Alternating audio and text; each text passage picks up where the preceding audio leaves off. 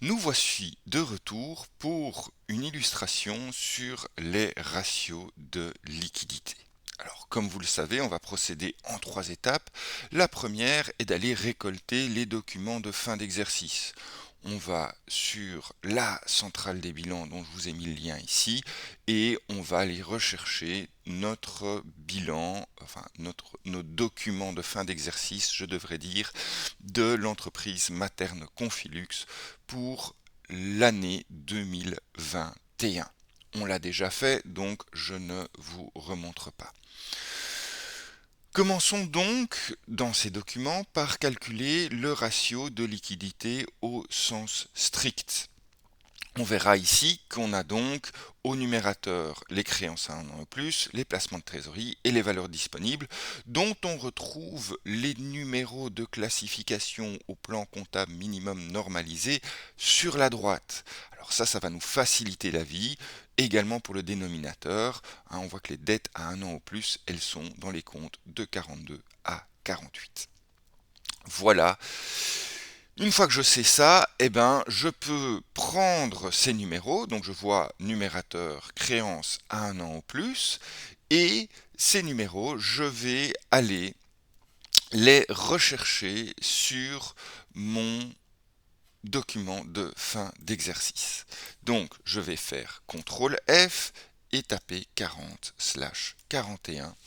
Et je vais, vous voyez qu'ici, ce qui a été sélectionné à créance à 1 an ou plus, j'ai les deux montants. Et moi, je vais prendre le montant 37 151 359 euros, puisque je vous montre le calcul pour l'année 2020. Et ce montant, je vais aller le reporter sur mon numérateur ici pour l'année 2020. Alors, je vous remonte encore le prochain. Les comptes au PCMN déplacement de trésorerie sont les 50/53. Je retourne sur mes documents de fin d'exercice, 50/53, et vous voyez ici que j'ai 53 millions à reporter au numérateur de mon ratio, et donc on y va, on met 53 millions. Je vous laisse faire les dernières recherches par vous-même, mais moi, au niveau de l'année 2020, j'ai trouvé pour les valeurs disponibles 3 147 604. Et au niveau de notre dénominateur, pour les dettes à 1 an ou plus, j'ai trouvé 33 358 211 euros. Je divise donc mon numérateur par mon dénominateur et là j'obtiens 2,80. En voilà une bonne nouvelle, comme vous le savez. On le verra pour l'interprétation un peu plus tard. Pour notre ratio de liquidité au sens large, on voit bien ici qu'on a rajouté l'ensemble des stocks et commandes en cours d'exécution au niveau de notre classe 3 de notre plan comptable minimum normalisé, et qu'on a également rajouté les comptes de régularisation de l'actif et les comptes de régularisation du passif au niveau du dénominateur. Bien, je vous laisserai également aller chercher ces différents comptes. Alors on va avoir un petit peu plus de difficultés pour stock et commande en cours d'exécution, parce que là, si vous recherchez au niveau du 3, vous allez avoir plein de 3, mais vous pouvez aussi bien rechercher stock et commande en cours, ou stock tout simplement, et vous allez tomber sur la bonne valeur. Bien, moi au niveau de l'année 2020, j'ai eu un ratio de 3,935, ce qui est également une bonne nouvelle. Troisième étape, interprétons ces résultats. Au niveau de l'interprétation théorique, on sait que ces ratios doivent être supérieurs à 1. Et donc là, on a bien vu qu'avec 2,8 et 3,9, on est bien supérieur à 1. Materne Confilux est donc une entreprise très conservatrice de ce côté-là.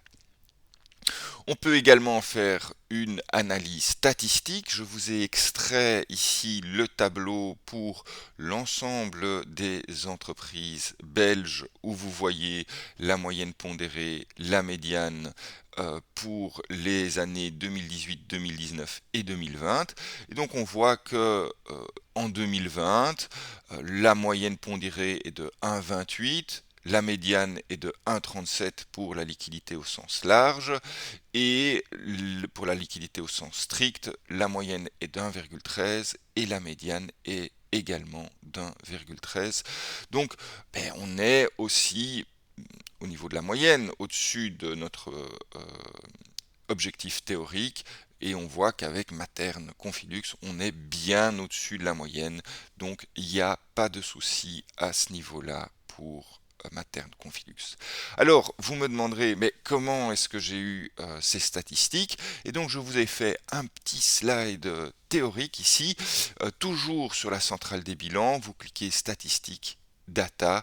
Et puis là, vous allez rechercher dans tous les thèmes statistiques des comptes annuels. Vous cliquez sur ratio financier des sociétés puisque les associations et fondations nous intéressent moins dans le contexte de ce cours. Et puis vous sélectionnez les ratios que vous voulez avoir, vous cliquez OK et vous avez le petit tableau que je vous ai montré ci-avant. Voilà, c'est un bon moment pour faire la partie 2 des exercices que vous avez sur la plateforme. Et nous, on se retrouve pour notre prochain cours. Merci.